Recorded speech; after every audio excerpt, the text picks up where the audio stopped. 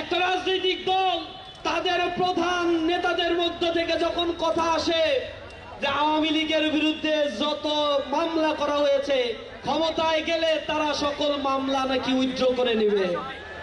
আমরা শঙ্কিত হয়েছি তারা ম্যান্ডেট নিয়ে ক্ষমতায় গেলে জুলাই সনদ তারা আসলেই বাস্তবায়ন করবে কিনা।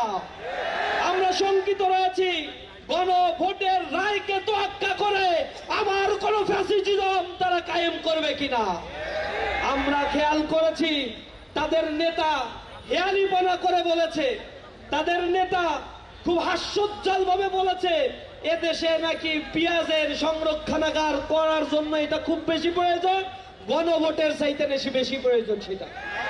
তা আমরা তো বলি বাংলাদেশের জাতীয় নির্বাচনে প্রায় ২,৯৯৫ কোটি টাকা বরাদ্দ দেওয়া হয়েছে। তো এই বরাদ্দের কি দরকার আছে?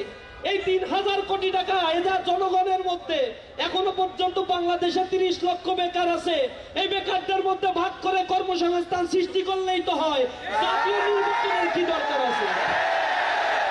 তারা তো ধরেই নিয়েছে তারা জুলাই সনদ মানে না, গণভোট মানে না, স্বাক্ষর করছে এখন তারা নোট অফ ডিসেন্ট দিয়ে বসে আছে। তারা বাংলাদেশের সংবিধানের গুরুত্বপূর্ণ সংস্কার মানে না, তারা শুধু চায় একটা নির্বাচনের মধ্য দিয়ে ক্ষমতায় যাবে, ইতিমধ্যে যা লুটপাট করেছে তা দিয়ে কয়েক হাজার গণভোট করা সম্ভব।